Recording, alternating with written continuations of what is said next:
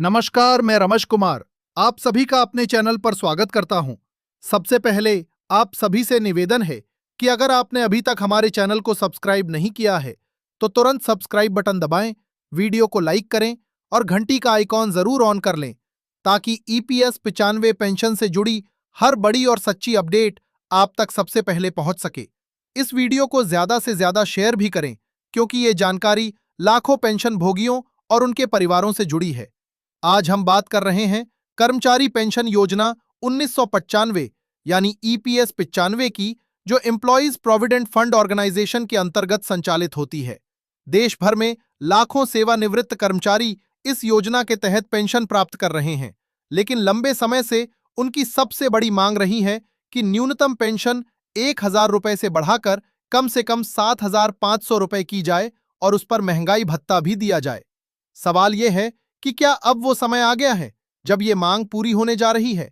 पिछले कई वर्षों से पेंशन भोगी संगठन लगातार आंदोलन करते रहे हैं। सर्दी, गर्मी, बारिश, हर मौसम में बुजुर्ग सड़कों पर उतरे। उनका कहना साफ रहा है कि ये कोई दया या सहायता नहीं, बल्कि उनका अधिकार है। उनका तर्क है कि जिस महंगाई दर से देश गुजर रहा है, उसमें 1,000 रुपए की पेंशन सम्मानजनक जीवन के लिए पर्याप्त नहीं है। दवाइयों का खर्च, घर का खर्च, इलाज, रोजमर्रा की जरूरतें, सब कुछ महंगा हो चुका है। सूत्रों के हवाले से यह चर्चा तेज है कि सरकार के भीतर इस विषय पर गंभीर विचार विमर्श चल रहा है। बताया जा रहा है कि श्रम एवं रोजगार मंत्रालय और वित्त मंत्रालय के बीच कई दौर की बैठकों में न्यूनतम पेंशन बढ़ाने के प्रस्ताव पर चर्चा हुई है।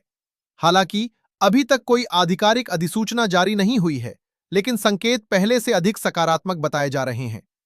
पेंशन भोगियों के प्रमुख नेताओं का कहना है कि अब आश्वासन नहीं, ठोस आदेश चाहिए। उनका स्पष्ट मत है कि जब तक बढ़ी हुई राशि बैंक खाते में नहीं दिखेगी, तब तक किसी भी घोषणा पर पूरी तरह भरोसा नहीं किया जा सकता। इसी कारण पेंशन भोगी समुदाय में उत्साह के साथ साथ सतर्कता भी बनी हुई है। कई जानकारों का मानना है कि यदि सरकार 7,500 रुपए की न्यूनतम पेंशन और उस पर महंगाई भत्ता लागू करती है, तो यह लाखों परिवारों के लिए बड़ी राहत होगी। इससे न केवल आर्थिक स्थिति में सुधार होगा, बल्कि बुजुर्गों के मनोबल में भी वृद्धि होगी। वर्षों से चल रहे संघर्ष को एक सकारात्मक दिशा मिल सकती है। यह भी चर्चा है कि यदि प्रस्ताव को मंजूरी मिलती है, तो इसे चरणबद्ध तरीके से लागू किया जा सकता है। यानी संभव है कि पहले न्यूनतम पेंशन में बढ़ोतरी की जाए और बाद में महंगाई भत्ता जोड़ा जाए। हालांकि इस पर अंतिम निर्णय कैबिनेट स्तर पर ही होगा। जब तक आधिकारिक घोषणा नहीं होती, तब तक किसी भी तारीख या राशि को अंतिम नहीं माना जा सकता। एक महत्वपूर्ण पहलू यह भी है कि पेंशन भोगी स्वास्थ्य सुविधाओं में सुधार की मांग भी कर रहे हैं। उनका कहना है कि बढ़ती उम्र में चिकित्सा खर्च सबसे बड़ी चुनौती है। यदि पेंशन बढ़ोतरी के साथ बेहतर चिकित्सा सुविधा या बीमा कवरेज का प्रावधान किया जाता है, तो यह एक व्यापक और संतुलित समाधान होगा। सोशल मीडिया पर इन दिनों तरह तरह की खबरें चल रही हैं। कहीं कहा जा रहा है कि फाइल अंतिम चरण में है, तो कहीं दावा किया जा रहा है कि अगले कुछ ही दिनों में बड़ा ऐलान होगा। लेकिन आपको यह समझना जरूरी है कि जब तक सरकार की ओर से आधिकारिक अधिसूचना जारी नहीं होती, तब तक हर जानकारी को सावधानी से लेना चाहिए। पेंशन भोगियों के बीच सबसे बड़ा सवाल यही है कि अगर फैसला होता है तो पैसा कब से मिलेगा? क्या यह निर्णय बजट के बाद लागू होगा? क्या एरियर भी दिया जाएगा? इन सभी सवालों के स्पष्ट जवाब फिलहाल सामने नहीं आए हैं। हालांकि सूत्रों का कहना है कि यदि मंजूरी मिलती है, तो भुगतान की प्रक्रिया को तेजी से लागू करने की तैयारी पहले से की जा रही है। राजनीतिक और सामाजिक दृष्टिकोण से भी यह मुद्दा संवेदनशील माना जा रहा है। वरिष्ठ नागरिक समाज का महत्वपूर्ण हिस्सा हैं और उनकी आर्थिक सुरक्षा किसी भी सरकार की प्राथमिकता होनी चाहिए। यही कारण है कि इस विषय को हल्के में नहीं लिया जा रहा। लेकिन यहां एक जरूरी बात समझना भी महत्वपूर्ण है। किसी भी योजना में बदलाव के लिए वित्तीय संसाधनों का आकलन, कानूनी प्रक्रिया और प्रशासनिक मंजूरी आवश्यक होती है। इसलिए यदि निर्णय में समय लग रहा है, तो उसके पीछे कई प्रक्रियात्मक कारण भी हो सकते हैं। इसका मतलब ये नहीं कि मामला ठंडे बस्ते में चला गया है। ईपीएस 95 पेंशन से जुड़े लाखों परिवार इस समय उम्मीद और इंतजार के बीच खड़े हैं। उन्हें यह भरोसा है कि उनकी वर्षों की आवाज आखिरकार सुनी जाएगी। अगर 7,005। अब बात करते हैं उन संभावित परिस्थितियों की जो आने वाले दिनों में सामने आ सकती हैं। यदि सरकार वास्तव में न्यूनतम पेंशन 7,500 रुपए करने और उस पर महंगाई भत्ता जोड़ने का निर्णय लेती है, तो सबसे पहला असर सीधे बैंक खातों में दिखाई देगा। जिन पेंशन भोगियों को अभी 1,000 रुपए या उससे थोड़ी अधिक राशि मिल रही है, उनके लिए ये बदलाव जीवन स्तर में स्पष्ट अंतर ला सकता है। नियमित दवाइयों का खर्च, जांच, किराना, बिजली पानी के बिल, इन सब पर पड़ने वाला दबाव कुछ हद तक कम हो सकता है। लेकिन इसके साथ एक बड़ा सवाल एरियर का भी जुड़ा है। यदि बढ़ोतरी किसी पूर्व तिथि से लागू की जाती है, तो क्या पिछली अवधि का बकाया भुगतान भी मिलेगा? ये पूरी तरह सरकार के अंतिम आदेश पर निर्भर करेगा। कई बार नीतिगत बदलाव भविष्य की तिथि से लागू किए जाते हैं ताकि वित्तीय बोझ को संतुलित रखा जा सके। इसलिए पेंशन भोगियों को आधिकारिक आदेश का इंतजार करना ही समझदारी होगी। यह भी संभव है कि सरकार चरणबद्ध लागू करने का रास्ता चुने। उदाहरण के तौर पर पहले न्यूनतम पेंशन को किसी मध्य स्तर तक बढ़ाया जाए और फिर कुछ महीनों बाद 7,500 रुपए तक पहुंचाया जाए। ऐसा करने से वित्तीय प्रबंधन आसान होता है। हालांकि पेंशन भोगी संगठन स्पष्ट कर चुके हैं कि वे आधे अधूरे समाधान से संतुष्ट नहीं होंगे। उनकी मांग साफ है, तय न्यूनतम राशि और उस पर महंगाई भत्ता। महंगाई भत्ते का मुद्दा इसलिए महत्वपूर्ण है क्योंकि समय के साथ कीमतें बढ़ती रहती हैं। यदि पेंशन राशि स्थिर रहे और महंगाई बढ़ती जाए, तो कुछ वर्षों में वही समस्या फिर खड़ी हो जाती है।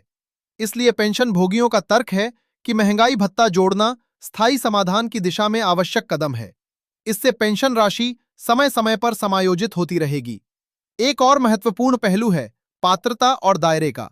क्या ये बढ़ोतरी सभी ईपीएस 95 पेंशन भोगियों पर समान रूप से लागू होगी?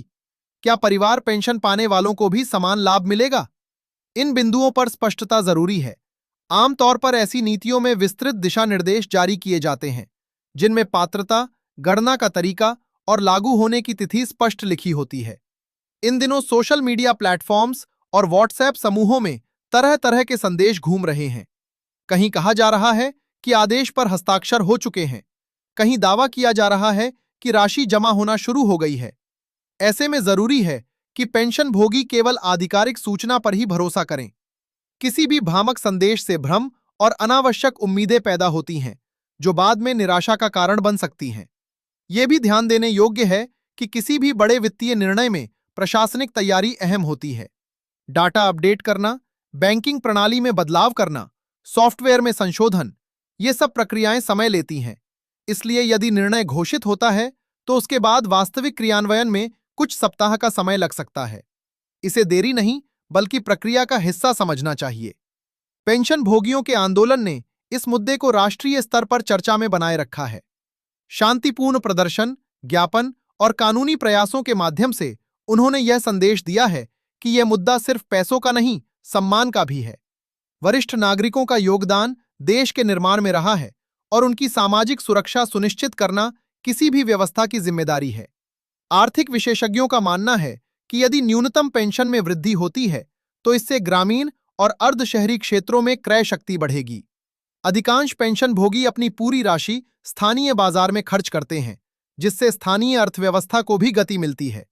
इस दृष्टि से यह निर्णय सामाजिक ही नहीं, आर्थिक प्रभाव भी डाल सकता है। फिलहाल स्थिति उम्मीदों से भरी है, लेकिन अंतिम पुष्टि बाकी है। पेंशन भोगियों को सलाह यही है कि अपने दस्तावेज, बैंक विवरण और केवाईसी जानकारी अद्यतन रखें, ताकि यदि कोई नई प्रक्रिया शुरू होती है तो उन्हें किसी तकनीकी अड़चन का सामना न करना पड़े। साथ ही आधिकारिक वेबसाइट और विश्वसनीय स्रोतों से जानकारी लेते रहें। यदि आने वाले दिनों में कोई अधिसूचना जारी होती है, तो उसमें स्पष्ट रूप से यह बताया जाएगा कि नई राशि कितनी होगी, कब से लागू होगी और भुगतान का तरीका क्या रहेगा। उसी के आधार पर वास्तविक तस्वीर साफ होगी। तब तक संयम और सतर्कता दोनों जरूरी हैं। अंत में फिर यही कहना है कि ईपीएस 95 पेंशन से जुड़ा यह दौर बेहद निर्णायक हो सकता है। वर्षों के इंतजार के बाद यदि सकारात्मक फैसला आता है, तो यह लाखों परिवारों के लिए राहत की खबर होगी। और यदि किसी कारणवश निर्णय में और समय लगता है, तो भी यह मुद्दा अब राष्ट्रीय